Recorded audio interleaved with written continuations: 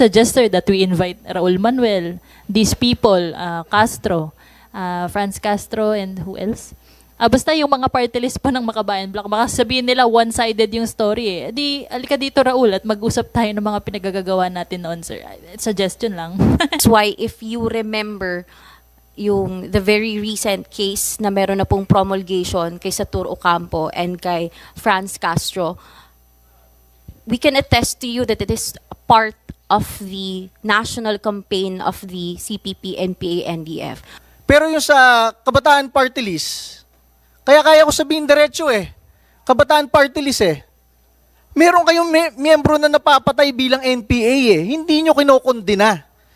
Kung kinokondina nyo, baka mag-stand kami kasama ninyo sa pagkondina ninyo. Eh hindi nyo kinokondina eh. Diyan nagsisimula yung vagueness ng red tagging at academic freedom eh. 'Di ba? Pag hindi mo kinokondina, it is bordering to toleration. Thank you for the permission, sir, because I need to leave by 12. I need to attend the graduation in Cavite. Regarding the National Youth Commission, our mandate is to enjoin the Filipino youth towards nation building. Ang ibang pangalan ng NYC law is Youth in Nation Building Act. Kaya kung makikita nyo yung batas namin at mandato namin sa NYC, talagang kailangan namin yayain yung mga kabataang Pilipino na mag-participate sa government programs or mag-create ng activities para makatulong sila sa taong bayan. For example, ito, principles of the NYC law, promotion and protection of the physical, moral, spiritual, intellectual well-being of the Filipino youth. Inculcation in the youth of patriotism and nationalism, encouragement of youth involvement in character building and nation building. Sa tingin ko, hindi lang bilang National Youth Commission Chairman, bilang isang dating UP Diliman, ROTC Corps Commander, ang aking asawa, doon ko rin nakilala sa UP, ang aking kapatid, doon rin galing sa UP. Ang problema, ang pagkakamali, minsan natotolerate natin. Minsan, pag binabanatan yung mga NPA na napatay na galing UP o PUP, minsan doon sa mga forum natin sa UP, minsan parang lalabas pa, defend UP or something about school spirit. It is not regarding school spirit. It is not regarding the achievements of the university. For example, pag kausap ko sina Raul Manuel sa Kabataan Party List, sinasabi ko, yung mga advocacies nyo sa Kabataan Pilipino, marami dyan, sinusuportahan ko rin. Marami dyan nakakatulong sa bayan. Pero pag may napapatay kayong miyembro na NPA at hindi kayo nagsasalita, dun nawawalan ng significance yung ibang achievements ninyo dahil sa hindi nyo pagkondena, dun nyo natotolerate yung ibang miyembro nyo mag-NPA. We cannot say na ang dami namin nagawa para sa bansa. Ang dami naming advocacy para sa bansa. Pero pag meron tayong mag-aaral, meron tayong miyembro, meron tayong alumni, terorista, we cannot cover it up na ang dami namin nagawa sa bansa, kaya yan, isolated case. Siguro pag isa kang school na miyembro, baka isolated case isang miyembro. O sabi mo na 3. Pero kung 10, 20, 50, 100 alumnus ninyo o miyembro ng inyong organisasyon, merong something na problema na hindi natin tinututukan doon. Ang masabi ko sa inyo, dito sa 6 na taong ko sa National Youth Commission, nakita natin nagtulong-tulong ang buong gobyerno mula 89 guerrilla fronts, 7 na lang ngayon.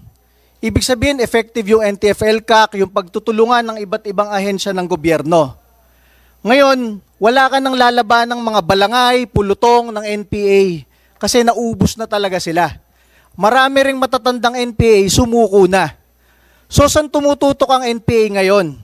Sa pag-recruit sa mga kabataang Pilipino at sa mga estudyante to replenish their ranks. For example, recently, na-convict si Congresswoman Franz Castro ng ACT Teachers Party List. na nagdadala ng kabataan sa NPA area.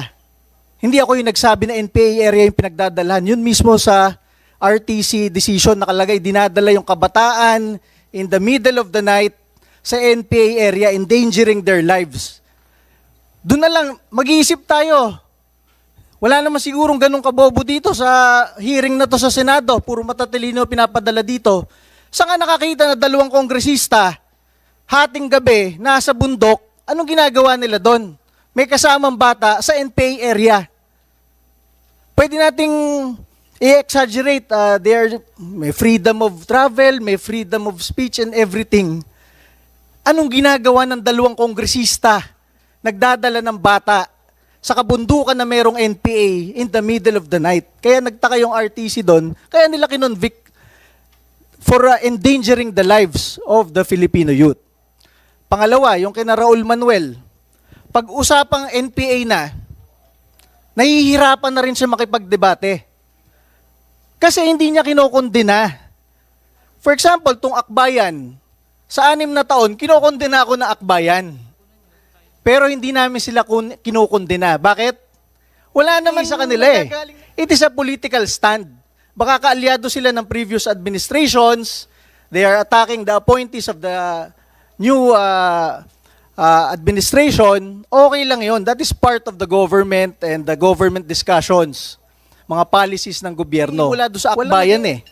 Kahit banatan kami ng banatan, kahit pag-resignan kami, okay lang, we understand their stand, their policies, advocacies. Pero yung sa Kabataan Party List, kaya ko sabihin diretso eh, Kabataan Party List eh, meron kayong NPA eh, hindi nyo kinokondena.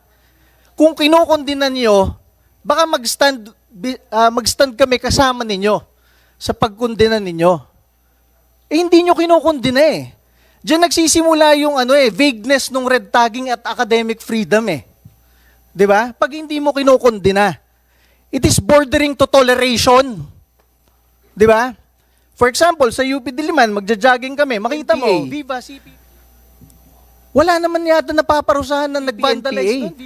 But if you do that vandalism, siguro sa UST o sa isang private university, hahanapin ng university kung sino nag-vandalize noon at anong student organization nun. Pero dito sa atin, sa government institutions, we are not finding kung sino mga naggaganon. Yun yung pinaka-minor ha. Vandalism. What more in recruitment? Nandiyan si Kate, galing UP Diliman mismo. They became NP. Hindi natin kaya sabihin na nire-red tag na naman yung UP at PUP. We can just rely on the records of the government. Ilan yung miyembro nyo, alumnus ninyo, estudyante ninyo na napatay as NPA. 'Di ba? Isipin na lang po natin, karamihan naman dito merong anak. Nagpakahirap kayo magluwal ng anak, mag-aruga ng anak, hanggang makapag-aral ng pre-elementary, elementary, high school. Kahit ba anak ninyo, papayagan ninyo ma-recruit, papunta sa NPA sa bundok, hindi nyo na makasama? Baka pag patungkol na sa ating mga anak, magiging aktibo tayo.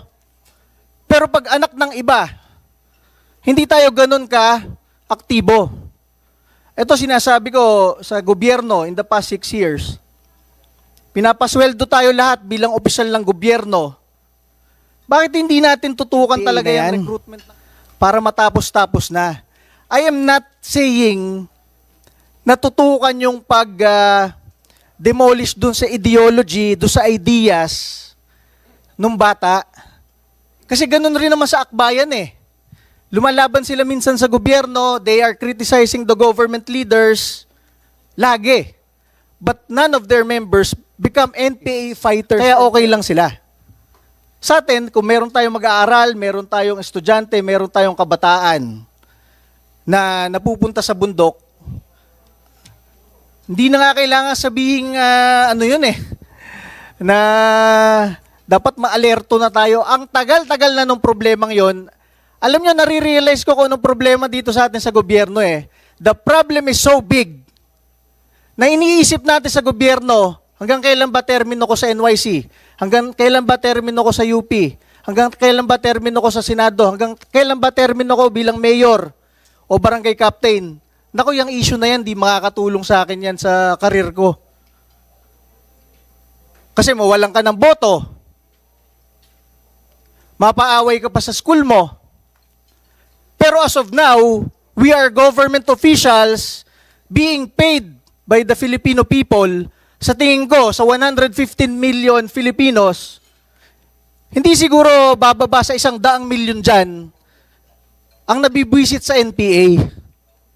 Nanununog ng cell sites na nakaka-disrupt sa mga signals nila. Nanununog ng mga truck at equipment ng construction, nangingikil sa mga businessmen, entrepreneur. At isipin na lang ninyo, pinapatay nila yung mga pulis, sundalo at kapwa Pilipino. Yung mga pulis at sundalo natin, marami doon mahihirap lang rin na nag-apply at naglilingkod sa ating bansa. Iniisip ko nga dyan gusto ko rin itanong yan ba't pag namamatay yung pulis at sundalo, wala tayong masyadong sinasabi. Hirap na yung pamilya ng pulis at sundalo kumuha ng benefits, napatay yung anak nila ng NPA. Pero pag mayroong napatay na NPA, syempre lalabas na dyan lahat ng grupo. Dating member ng karapatan and everything, democratic, ganito yan. Sinasabi ko, inuulit ko ngayon, the only reason kung bakit lumalala yung red tagging na yan is because tinotolerate natin yung vagueness ng mga termino, academic freedom.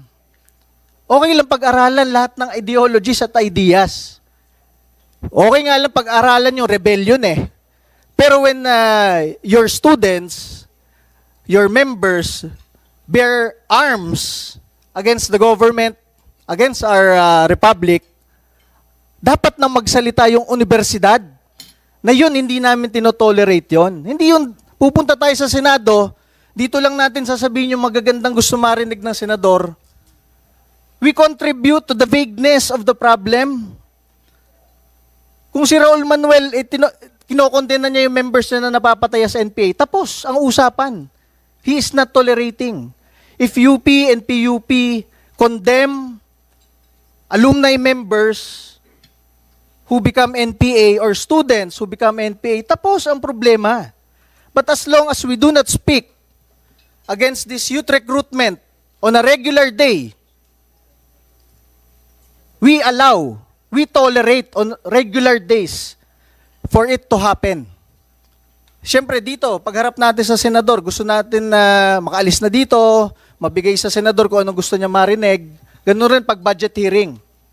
Pero sinasabi ko sa inyo, lahat tayo dito, marami dito, pinapasweldo ng taong bayan at ng gobyerno. At habang nandito tayo, mandato natin ipatupad ang batas na dalhin ng mga kabataang Pilipino towards nation building, create productive activities for the Filipino youth.